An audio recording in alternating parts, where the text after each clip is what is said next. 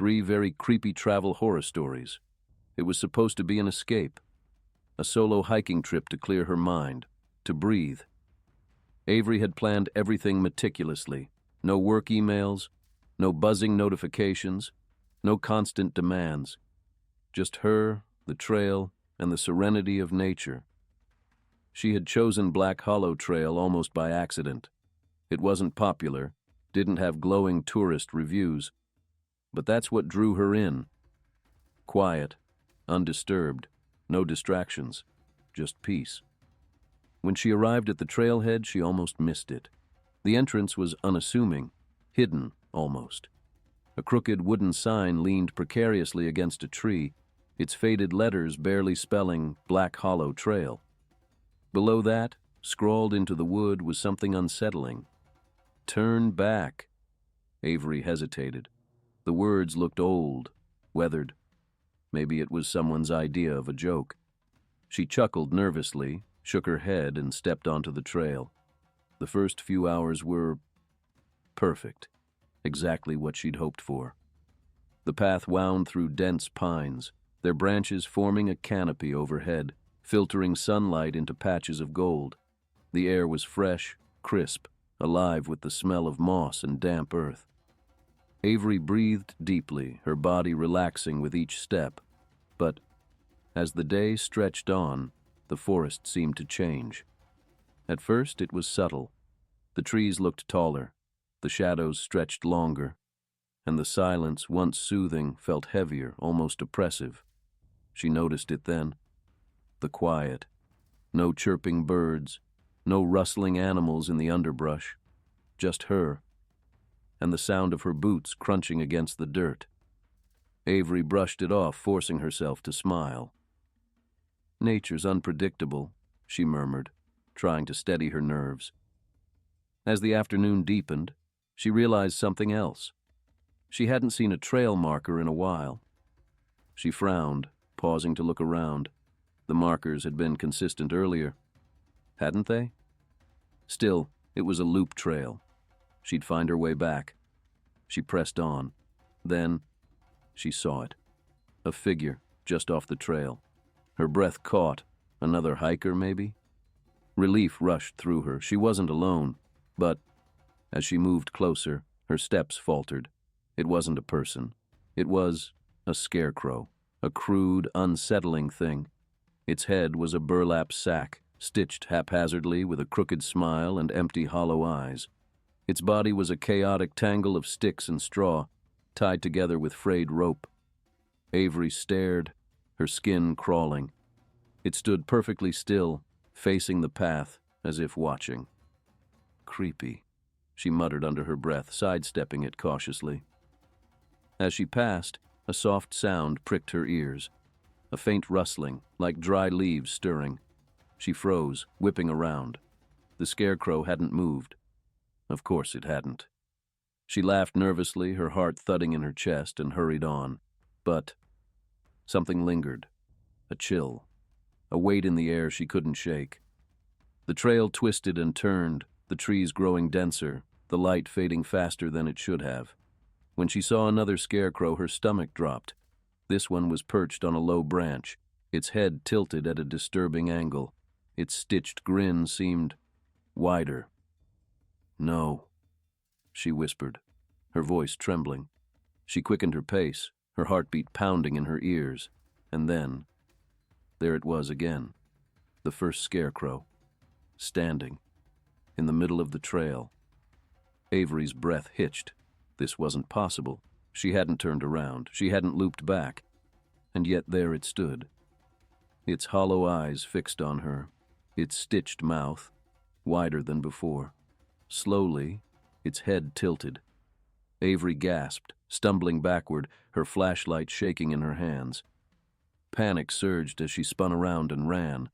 The forest blurred around her, the shadows stretching, clawing at her with inky fingers. The scarecrows were everywhere now, lining the path, peeking from the trees, watching, always watching. Her foot caught on a root and she went down hard. Pain shot through her hands and knees as she hit the dirt. Her flashlight rolled away, its beam casting jagged shadows across the forest floor.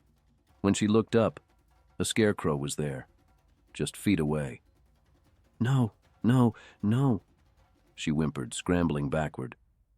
The scarecrow didn't move, but the forest did. The trees creaked, groaned, as if laughing, mocking her. She snatched her flashlight and bolted, tears streaming down her face. She didn't know how long she ran. Minutes? Hours? Time had lost all meaning. And then she saw it. A light. Faint. Golden. Just ahead. She stumbled toward it, her lungs burning, her legs threatening to give out. The forest thinned, the suffocating darkness giving way to a clearing. A cabin stood there, its windows glowing softly. Smoke curled lazily from the chimney. Relief washed over her like a tidal wave. Without thinking, she rushed to the door, flinging it open and slamming it shut behind her. Inside, the warmth was overwhelming. A fire crackled in the stone hearth, and a table sat in the center of the room, laid out with a steaming bowl of soup and a loaf of bread. She froze. "Hello?" she called, her voice cracking. No answer. She approached the table cautiously, her stomach twisting. The firelight danced across the walls, illuminating something. Her breath caught in her throat. The walls were lined with burlap sacks, each one stitched with a face, crooked smiles, empty eyes. She stumbled back, her pulse roaring in her ears.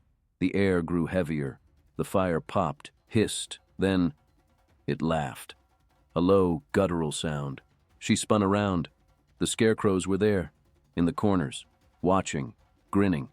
The room swayed, the walls closing in, their hollow eyes swallowing her whole. And then, darkness. They found Avery's car days later, abandoned at the trailhead. No sign of her. The trail was closed, labeled unsafe. But locals still whisper about her, about shadows moving through the trees, about the faint, unsettling laughter of the scarecrows, and if you're ever near Black Hollow Trail, you might hear it too. This is Most Disturbing, Travel Horror Story number 2. It was a crisp autumn evening, the kind of night where the air feels alive with possibilities, and yet eerily still. Willa packed her car, her breath forming faint clouds in the cold air. She had been looking forward to this solo road trip for weeks, a chance to escape the monotony of daily life. Her car was her sanctuary, warm with her favorite playlist humming softly in the background, a thermos of coffee nestled in the cup holder, and a cozy blanket within arm's reach. The open road stretched ahead, promising freedom. But tonight, that sense of freedom carried an unsettling edge. The sun had dipped below the horizon, painting the sky in deep indigos and purples when her GPS suddenly rerouted her. A shortcut, it called it. But as Willa turned onto the narrow, winding road, unease prickled at the back of her neck. The forest loomed on either side, the trees arching overhead like skeletal fingers. Her headlights carved a narrow path through the darkness, but beyond that, nothing. Her cell signal flickered, then vanished entirely. "It's just a quiet road," she murmured to herself, gripping the steering wheel a little tighter. But the deeper she drove, the heavier the silence grew. Even her music seemed to fade into the background, unable to mask the gnawing sense of isolation. The trees felt closer now, their twisted branches almost grazing the car. She glanced at the clock, 9:12 p.m. It had been over an hour since she'd seen another car. Her eyes darted to the rearview mirror. The back seat was empty, but she couldn't shake the feeling that she wasn't alone. And then she saw him. A figure appeared at the edge of her headlights, a man standing perfectly still by the side of the road. His dark coat hung loosely around him, the collar turned up against the cold. A wide-brimmed hat shadowed his face, but she could feel his gaze. He raised his hand. Thumb out. A hitchhiker. Willa's heart stuttered. Every rational part of her screamed to keep driving. She didn't owe anyone a ride, especially not on a road like this. But as her car passed him, she caught a glimpse of his hunched posture, the way his shoulders trembled in the cold. Her foot hesitated on the brake. "Maybe he's stranded," she whispered, her voice barely audible over the hum of the engine. "It's freezing out." Against her better judgment, she slowed the car and stopped a few feet ahead of him. The man approached the passenger side slowly, his movements deliberate. He didn't wave or call out, he just walked. Willa cracked the window, her heart pounding in her chest. "Where are you headed?" she asked, trying to sound casual. "Just down the road," he replied, his voice low and calm. There was something unsettling about his tone, too calm, too measured. Her instincts screamed at her to leave, but guilt tugged at her. What if he really was in trouble? With a reluctant sigh, she unlocked the door. "All right," she said, forcing a smile. "Hop in." He slid into the seat, bringing with him a chill that seemed to fill the car. Willa shivered, glancing at him out of the corner of her eye. His face, now faintly illuminated by the dashboard light, was pale, almost unnaturally so. She cleared her throat, trying to break the tension. "So, what brings you out here?" "Traveling," he said simply. She waited for him to elaborate, but he didn't. The silence grew heavier, pressing down on her like a weight. To fill the void, she reached for the radio. Static crackled from the speakers, loud and jarring. She frowned, twisting the dial, but every station was the same, just static. "That's strange," she muttered, turning it off. The man chuckled softly, the sound sending a shiver down her spine. "Something wrong?" "No," she lied, gripping the wheel tighter. "You don't have to be nervous," he said, his voice smooth but unnerving. "I'm not," she replied quickly, too quickly. He laughed again, the sound low and unsettling. "Sure you're not." She focused on the road, her pulse pounding in her ears. "Turn up here," he said suddenly, pointing to a narrow dirt road that branched off to the right. Willa frowned. "I thought you said you were headed down the main road." "This is the way," he said, his tone leaving no room for argument. Every instinct in her screamed to keep driving, to ignore him, but his gaze felt heavy, like it was holding her in place. Against her better judgment, she turned onto the dirt path. The forest seemed alive now, the trees crowding closer with every mile. Her headlights barely pierced the darkness, and the shadows danced in ways that made her stomach twist. The road ended abruptly in a small clearing. In the center stood a cabin, its windows dark, its roof sagging under years of neglect. "This is it," the man said, already reaching for the door handle. Willa stared at the cabin, her gut twisting. "Are you sure? This place looks abandoned." "It's fine," he said, stepping out into the cold night. He walked toward the cabin without another word, disappearing into the shadows. Willa exhaled a shaky breath, relief flooding her.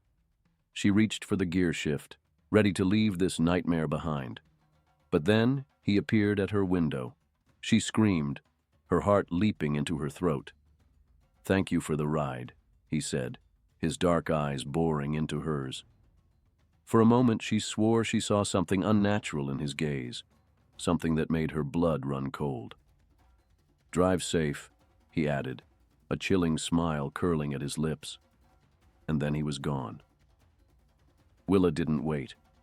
She threw the car into reverse and sped back down the dirt road, her hands trembling on the wheel.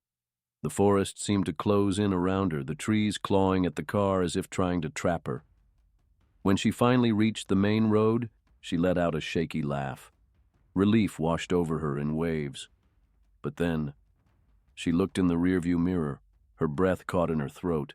He was there, sitting in the back seat, his dark eyes fixed on hers. "You didn't think you could leave me, did you?" he said, his voice calm and cold as death. Willa screamed, the car swerving wildly. She slammed on the brakes, gasping for air. When she turned around, the back seat was empty. But as her eyes flicked back to the mirror, she saw his face again, grinning, impossibly wide. "You'll never drive alone again," he whispered. And then, with a shattering crack, the mirror splintered, plunging her into darkness. This is very terrifying. Travel horror story number 3, The Sky. It was fading. The sun's last light stretched across the horizon, leaving behind a dim, eerie glow. Hadley felt the tension in her shoulders as she steered her little sedan down the deserted highway. A weekend getaway, she thought. A break from the noise, the chaos of the city. But something felt wrong. She glanced at her GPS. A new route had appeared, one that promised a faster path through a scenic detour. The road wound through deep woods, away from the usual highway traffic. It seemed like the perfect way to unwind. Without thinking, she turned. The sign for County Road 37 was weathered, barely legible, its letters obscured by tangled vines. She slowed down, the tires bumping over cracked asphalt, the trees lining the narrow road looming like silent giants. The fading twilight barely cut through the canopy above. A quiet, oppressive darkness surrounded her. A shiver crawled up her spine. Was it just the isolation, the stillness? She couldn't tell. She glanced at her phone. No signal. The thought should have been comforting. It was exactly what she wanted, right? To be alone. But that unease was growing inside her, wrapping itself tighter and tighter around her chest. The hum of the tires on the broken road, the only sound. But there was something else. Something she couldn't quite place. The quiet wasn't complete. A rustling somewhere deep in the woods. Her breath caught. She told herself it was nothing, just an animal. But then, she saw him. A figure, standing on the side of the road, unmoving. He was tall, dark, wearing a long coat and a wide-brimmed hat that obscured his face. Hadley's foot twitched over the brake. There was something wrong. Something about him that made her heart skip a beat. She kept driving slowly, her eyes fixed ahead, unwilling to look at him. But as she neared, her gaze, it was drawn against her will to the rearview mirror. The man was still there. But there was something else, something that made her blood run cold. Where his face should have been, there was nothing, just an empty void, a black, gaping hole. Hadley's breath hitched, and without thinking, she slammed her foot down on the gas. The car shot forward, tires screeching. Her heart was pounding so fast it was a struggle to breathe. What had she just seen? No, it wasn't possible. And yet, her mind kept flashing back to that face, if you could even call it a face. "Focus," she muttered, trying to steady herself. Minutes later, her grip on the steering wheel had returned to normal, though her heart still raced. She turned onto a different road, hoping the detour would lead her out of this nightmare. But the more she drove, the more the unease crept back. The road was growing. Worse. The fog. It rolled in thick and fast, suffocating, filling the air like an oppressive weight. She couldn't see more than a few feet in front of her. The headlights barely made a dent in the mist. Suddenly, tap, tap, tap. A sound, faint, yet clear. It was coming from the roof of the car. She froze, her foot hovering over the brake. The sound was soft, almost like claws, scraping. But no, it couldn't be. Her fingers gripped the steering wheel so tightly her knuckles turned white. She forced herself to look at the roof, but saw nothing. Tap, tap, tap. Each sound sent a jolt through her body. It was real. "Stop it," she hissed, her voice trembling. "Stop it." But the tapping continued, louder now, growing, louder. With shaking hands, she reached for the radio, desperate for something familiar to cut through the growing panic. The static was deafening. It consumed the cabin, making her ears ring. And then, amidst the crackling, she heard it. Whispers, barely audible at first. They grew louder, overlapping, and stopped the car. Hadley's blood ran cold. She gripped the steering wheel, her palms slick with sweat. Her breath quickened, heart pounding. Who? Who was that? "Who's there?" she whispered, but the only reply was the swirling static. now consumed by a voice, a clear, terrifying voice, one that felt too close. "Stop the car, Hadley." Her hands went numb. The world tilted. Her foot slammed the brake and the car screeched to a halt. Her pulse thundered in her ears, drowning out everything else. Her breath came in shallow gasps. She stared at the radio, wide-eyed. "Who is that?" she stammered, her voice barely a whisper. Nothing. Silence. The tapping returned, this time heavier. A low thud on the roof. The air felt colder now, more oppressive. Hadley didn't know how she moved, but the car was speeding down the road before she even realized it. Every bump in the road made her jump, every creak of the car sent her nerves into overdrive. And then, with a sickening crash, a thud. Something landed on the roof. A weight, unmistakable. Something alive. She screamed, jerking the wheel, her heart leaping into her throat as the car swerved uncontrollably. The weight shifted again, crawling, scraping across the metal, claws dragging. She screamed again, louder this time, but it didn't help. Nothing helped. Her body tensed. Fear wrapped itself around her lungs. And then, silence. She froze, eyes wide, scanning the road ahead. The headlights flickered, then fell still. The radio was silent. But then, a face appeared, at her window. He was there, the man. His head tilted unnaturally, his featureless face staring at her through the glass. The void where his face should have been. It stared, through her. "No. No. No," she gasped, her hands shaking. The wheel slipped from her fingers. She swerved, slamming the car into a tree. The impact was deafening. Her world spun. Pain. Her head slammed against the steering wheel, the world dimming. When she opened her eyes again, everything was different. The air was still, and the trees, so many trees, stood motionless around her. Through the shattered passenger window, she saw figures standing in the woods. Their heads all tilted in the same unnatural way. She tried to scream, tried to move, but her body felt heavy, unresponsive. Her fingers fumbled to unlock the door. She managed to stumble out, but the ground felt like it was spinning beneath her. She ran. Branches tore at her skin, her legs. She didn't care. Her breath came in jagged gasps, desperate. She couldn't hear anything except for the sound of her own pounding heart. And then, ahead, a light, flickering, a house, a station. She didn't care. She needed to reach it. But as she ran toward it, the light vanished. Gone. "No, no, no, please," she gasped. Her heart shattered. And then, a voice, so close, too close, whispered in her ear. "You shouldn't have come here." Her body went rigid. Cold fingers closed around her shoulder, and in that instant, the world went dark. Hadley was never seen again.